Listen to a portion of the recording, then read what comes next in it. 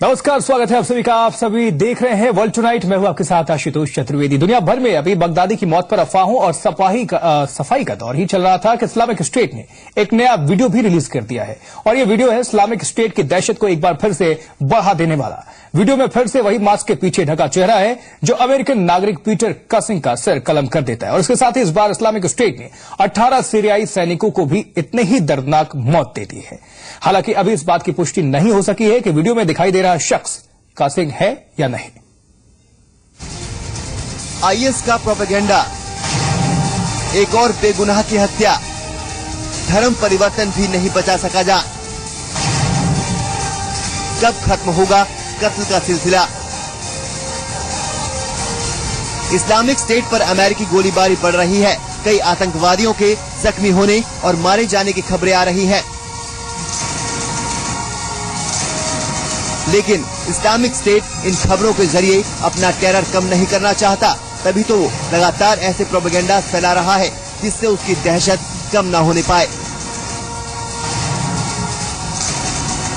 पहले बगदादी का audio message आता है और फिर पीटर कासिंग के सिर कलम होने की खबर। हालांकि इस खबर को लेकर अब भी पुख्ता जानकारी नहीं दी गई है, लेकिन इस्लामिक स्टेट ने दावा किया है कि उसने पीटर कासिंग का सिर कलम करके उसकी दर्दनाक हत्या कर दी है।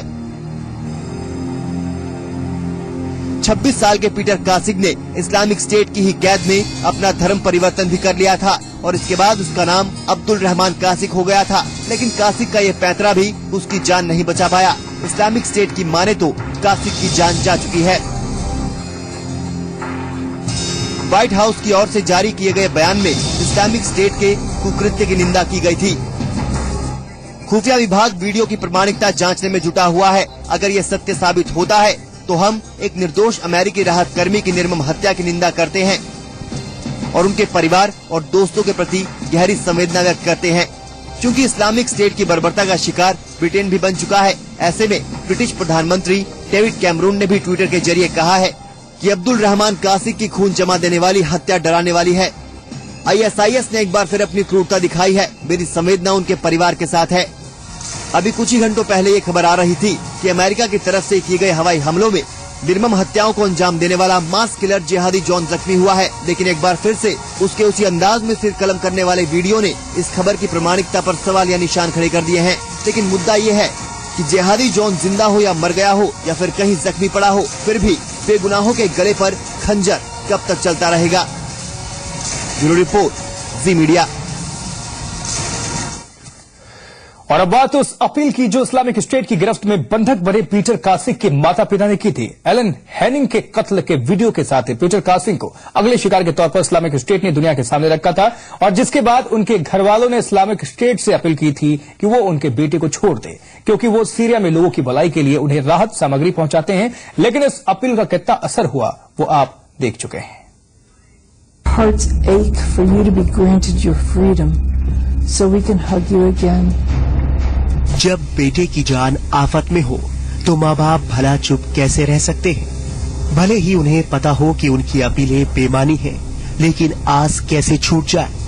अपने बच्चों के लिए माँ बाप किसी भी हद तक जा सकते हैं, भले ही सामने बगदादी क्यों ना हो। अमेरिकी बंधक पीटर कासिंग के माता पिता अपने बेटे को रिहा कराने की अपील इस्लामिक स्टेट के मुखिया बगदादी से कर रहे हैं। जब पीटर को अगले शिकार के तौर पर जिहादी जॉन के साथ देखा गया, तब कासिंग के माता पिता उसकी रिहाई की अपील करने लगे। उनकी मां पाउला कासिंग ने इस्लामिक स्टेट से दया की भीख मांगी। देखिए किस तरह से वो अपने बेटे की रिहाई का इंतजार कर रही हैं।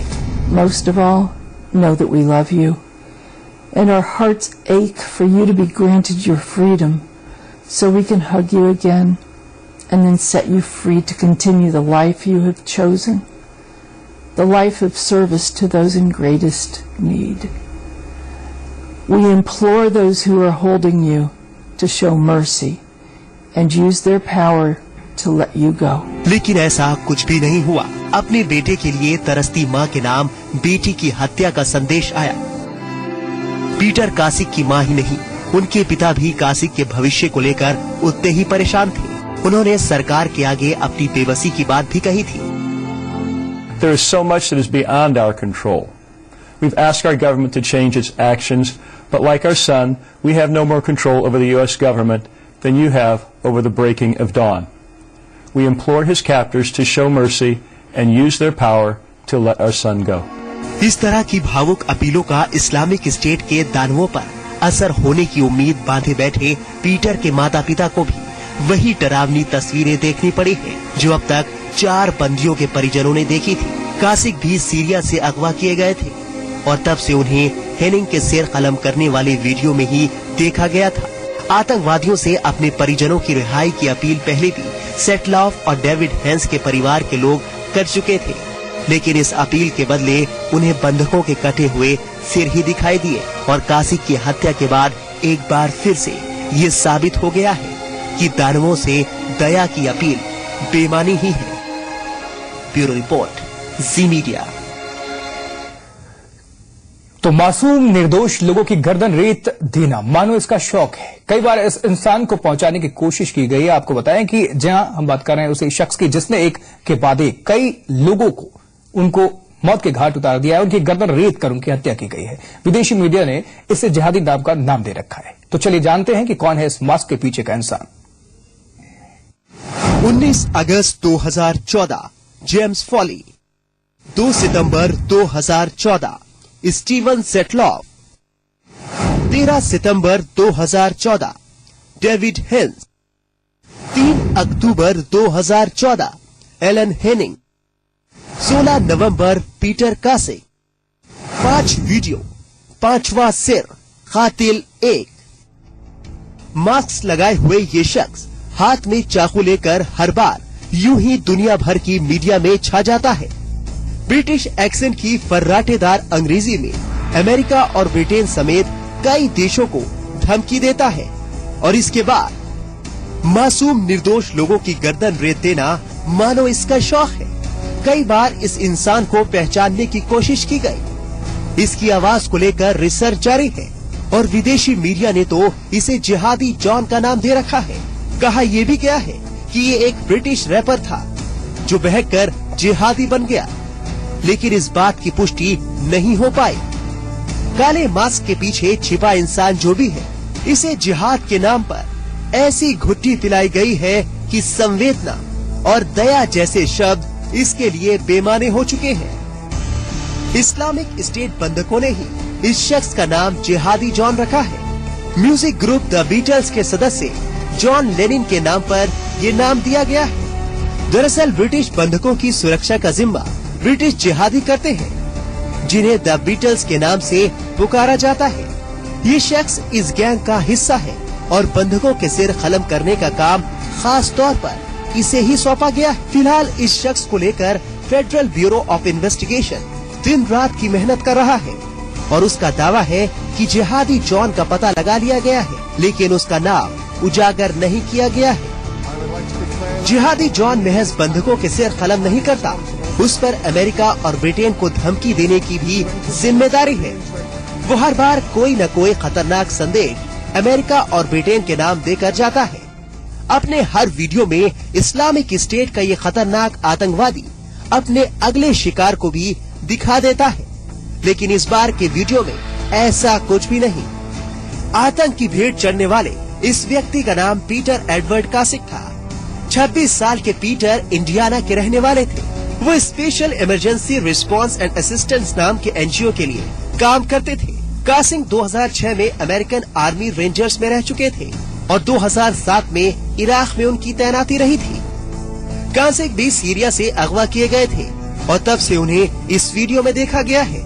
सीरिया में अमेरिका के हमलों से बौखलाए इस्लामिक स्टेट की प्रतिक्रिया इस तरह सामने आई है, लेकिन अपनी पॉलिसी के मुताबिक अमेरिका आतंकवाद पर किसी भी तरह का समझौता नहीं करता। लेकिन लगातार 5वीं निर्मम हत्या के बाद ओबामा के सब्र की इंतहा भी खत्म हो चुकी होगी। ब्यूरो रिपोर्ट, जी मीडिया।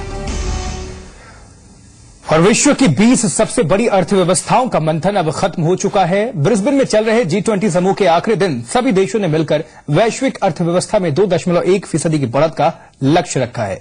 लेकिन आर्थिक मंच पर भी आतंकवाद और यूक्रेन का मुद्दा छाया रहा, इसलिए सम्मेलन में कुछ खास भले ही सामने न आ सका, लेकिन भारतीय प्रधानमंत्री ने अपने एजेंडे को दुनिया के टॉप लीडर्स के सामने रखा और ब्लैक मनी का मुद्दा वैश्विक मंच पर उठाया।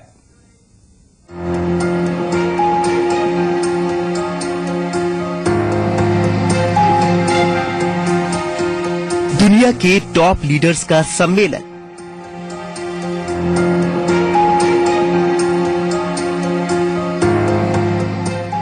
कुछ तल्ख तो कुछ नरम लम्हों के साथ आखिरकार G20 का ब्रिस्बेन समिट खत्म हो गया।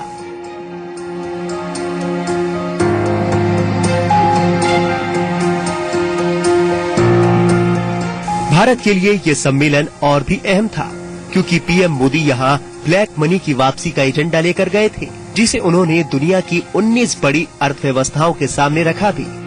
ब्रिस्बेन में दुनिया के सबसे बड़े आर्थिक मंच यानी G20 के सदस्यों के बीच पीएम ने कहा कि काले धन की वापसी के लिए एक मजबूत सिस्टम बनाया जाना चाहिए और सभी देशों को काले धन के खिलाफ आपसी सहयोग बढ़ाना चाहिए। प्रधानमंत्री मोदी ने G20 के मंच पर आतंकवाद का भी मुद्दा उठाया और इसे दुनिया की बड़ी चुनौती बताया।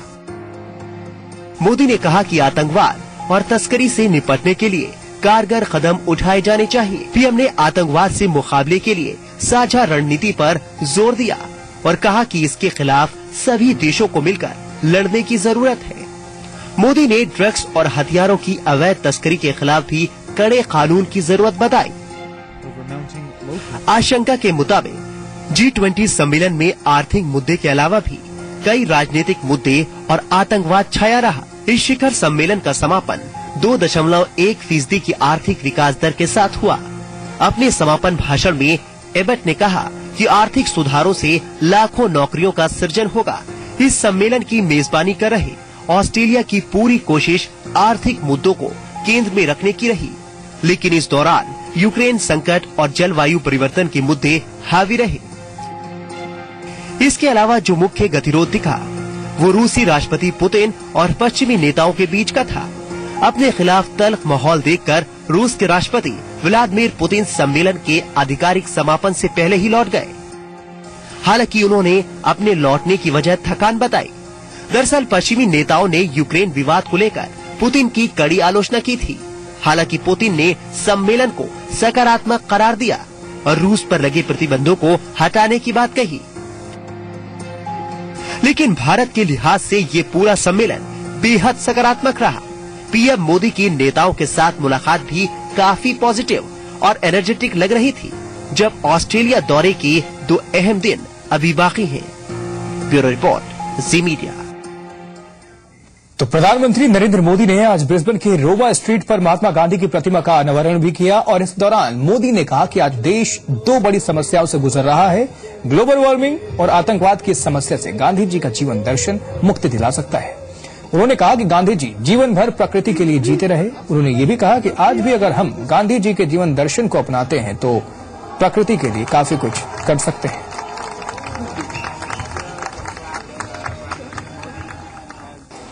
ऑस्ट्रेलिया के साथ बायलैटरल मीटिंग का कार्यक्रम शुरू हुआ और उसका प्रारंभ पूज्य बापू के स्टैच्यू के अनावरण के साथ उनको नमन कर करके हो रहा है। ये मेरे लिए बहुत सौभाग्य की बात है। और ऑस्ट्रेलिया दुनिया भर में अपने खूबसूरत बीचेस के लिए अलावा वाइल्ड लाइफ के लिए भी खासा मशहूर है और दुनिया में कुछ दुर्लभ प्रजाति के जानवर भी ऑस्ट्रेलिया के जंगलों में पाए जाते हैं। जिन एनिमल्स को ऑस्ट्रेलिया में संरक्षण मिलता है उनमें से एक है कुआला। कुआला एक बेहद शांत और प्यारा जीव है जो पेड़ों पर रहना पसंद करता है। ऑस्ट्रेलिया में खास कुआला की सेंचुरीज भी हैं और ऐसे में ब्रिस्बेन से विदाई से पहले सभी पॉलिटिकल लीडर्स कुआला से भी मिलने पहुंचे।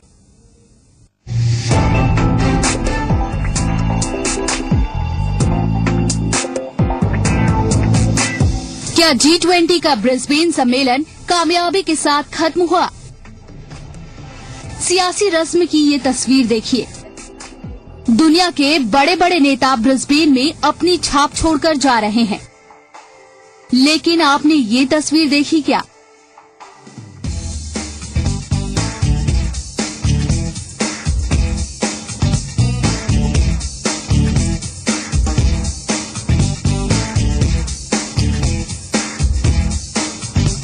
ऑस्ट्रेलिया के प्रधानमंत्री एबॉट भारतीय प्रधानमंत्री मोदी को किससे मिलवा रहे हैं?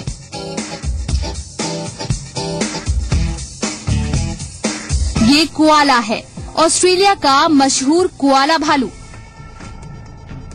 ऑस्ट्रेलिया की कोआला डिप्लोमेसी भी काफी मशहूर है। कोआला का खेल तो देखिए। ऐसे में जबकि अमेरिका और रूस के रिश्ते शीत युद्ध के बाद सबसे नाजुक माने जा रहे हैं, इस कोआला को ओबामा ने भी अपने गोद में लिया और इसी कोआला को पुतिन ने भी अपने गोद में लिया। टोनी एबॉट ने तो बारी बारी से दोनों नेताओं के साथ कोआला को गोद में लेकर तस्वीर खिंचवाई। खैर, प्रधानमंत्री मोदी ने कोआला को गोद में नहीं लिया। उन्हें दिखाने के लिए जब कोआला को लाया गया तो मोदी ने दूर से ही छूकर खुशी जता दी। ऑस्ट्रेलियन वाइल्ड लाइफ में कोआला नाम के इस एनिमल की अलग ही जगह है, क्योंकि ये दुनिया में जानवरों की बेहद दुर्लभ प्रजाति है जिसका संरक्षण ऑस्ट्रेलिया में किया जाता है। ऑस्ट्रेलिया आकर अगर कोआला से न मिले तो ये ट्रिप अधूरी होगी।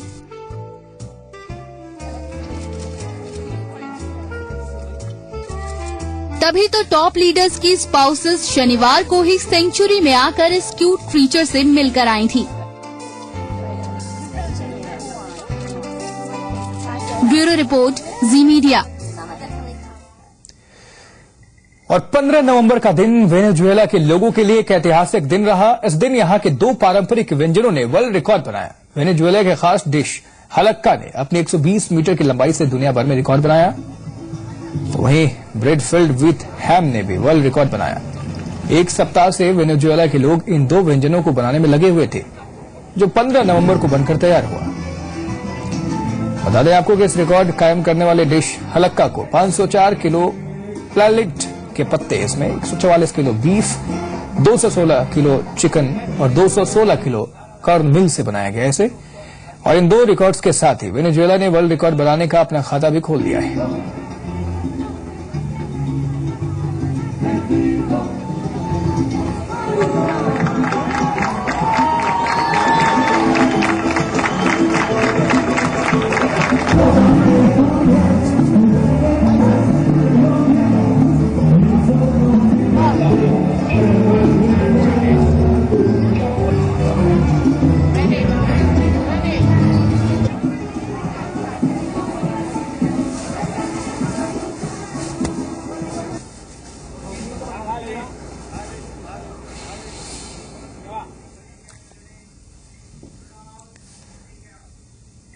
Looking for a needle in hashtag की कहावत को आपने सुनी होगी, लेकिन इस कहावत को प्रैक्टिकल करके दिखाया है इटली के एक आर्टिस्ट स्वेन सैच-सॉल्बर ने। जहां स्वेन ने पेरिस के पलाइस डी टोक्यो नाम की गैलरी में हे में सुई खोजने का काम शुरू किया है। आर्टिस्ट का मकसद है लोगों को ये बताना कि looking for a needle in hashtag सिर्फ एक प्रसिद्ध कहावत ही नहीं है, बल्कि इसे हम अपनी जिंदगी में भी अपना सकते हैं।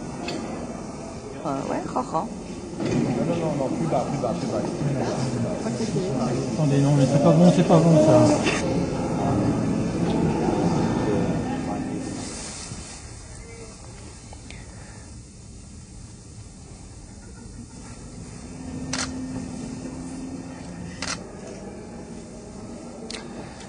साउथ कोरिया के 2300 लोगों ने एक साथ 140 टन किमची बनाया। इसे बनाने का मकसद था गरीब और बूढ़े लोगों की मदद करना। एक साथ एक जगह इकट्ठा हुए लोगों ने मिलकर इस गोभी से बने डिश को तैयार किया। इस आयोजन में हिस्सा लेने वाले लोगों में कोरिया के याकोतल की महिला कर्मचारी ने भी हिस्सा लिया। जहाँ एक और इसमें भाग लेने वाले लोगों के लिए ये एक ऐतिहासिक दिन था, वहीं मदद पाने वाले गरीबों और बुजुर्गों के लिए एक खुशी से भरा दिन था।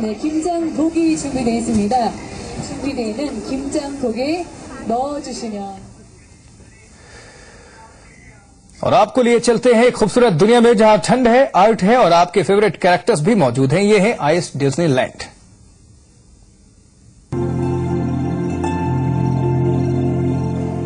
Aladdin, Pinocchio, Alice in Wonderland, Sleeping Beauty और जैक स्पैरो, एक खूबसूरत डिज्नीलैंड। और इस डिज्नीलैंड में एक साथ मौजूद हैं आपके सारे पसंदीदा कार्टून कैरेक्टर्स।